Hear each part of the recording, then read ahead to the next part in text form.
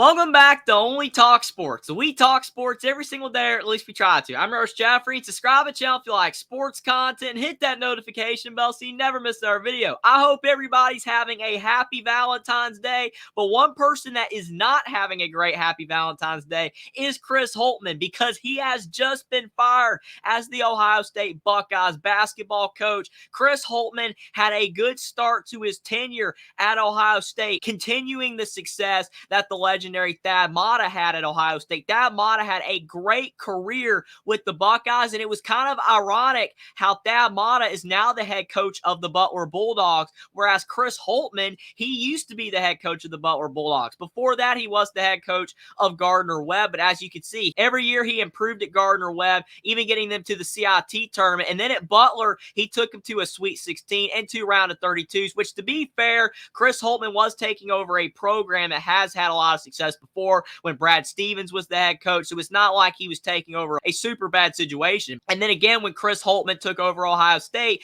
it was following what Thad Matta did, and the players were already there. Ohio State had a good basketball team left behind from Thad Matta, so Chris Holtmann didn't really have to build up anything.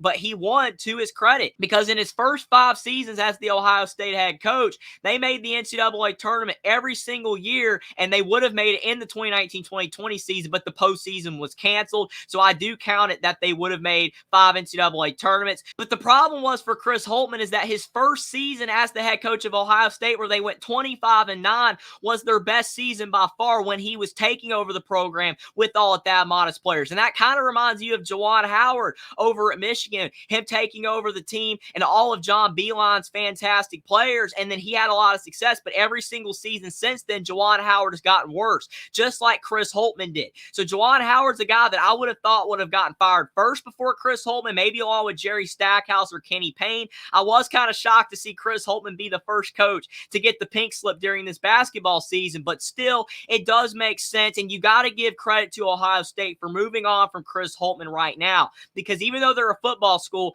they are showing that they do want to win in college basketball. It sucks for Chris Holtmann, but he was doing worse every single year. And this season, they started out 11-2, and now they're 14-11 and 4-10 in the Big Ten. They just lost to the Wisconsin Badgers. They have been really struggling lately. They have barely won any games in the new year. It has been a big-time decline for Ohio State, and it's very reminiscent to last season as well, because in the 16-19 season they actually had a pretty decent start to that year as well. And even in the years they made the tournament, yes, you can see 20 wins, 21 wins, 21 wins, 20 wins, and they never were really advancing far in the NCAA tournament. So that is definitely a problem. The one thing Chris Holtmann had going for him is he did always have talent on his teams. Keita Bates-Diop, he was a good player that's still in the NBA today. Malachi Branham, he recruited him. He was a good player. E.J. Liddell was very solid for the program. Bryce Sensabaugh was good. So he always was able to get some talent to commit to the Ohio State Buckeyes, and they had some success, but it was not translating to wins recently, and the momentum for Ohio State was going downhill, so it probably would have been worse for Chris Holtmann in the future if he kept the job. So I think this is the right move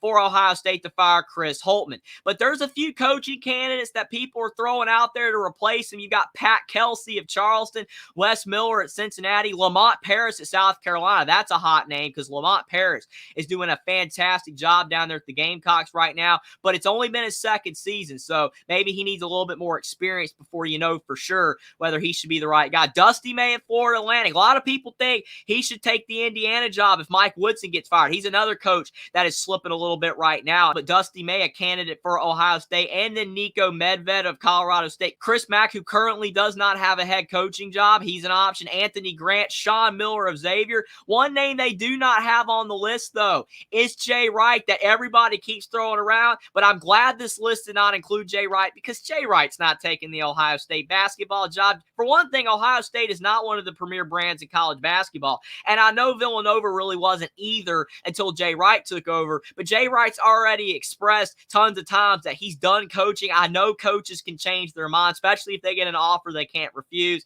but I know that Ohio State is not going to get Jay Wright. So some of these other candidates will be solid. The only issue is that most of the candidates on this list are from smaller schools, and at least Chris Holtmann came from Butler, which I know a lot of people don't think of Butler as a big-time program, but they were in the Big East when Chris Holtmann was coaching there, so it was a little bit easier for him to translate to the Big Ten. them. But guys like Pat Kelsey and Dusty May, they've only been coaching at lower schools. Can they be able to make the jump? That will be tough. At least Wes Miller has had experience now being in the Big 12, and he's done well this season. Lamont Paris being in the SEC. So it's not all mid-major coaches on the list, but Ohio State has to make sure that their next hire is going to help them succeed in the Big 10 better than Chris Holtmann did, because the Big 10 has a lot of good teams in it. I know there really isn't a juggernaut program right now outside of Purdue. Even Michigan State with Tom Izzo has been struggling more lately. UCLA coming into the conference, they're not doing good right now, so the potential is there to win, and Ohio State has the resources to have success. And like I said on Twitter, this move makes a ton of sense.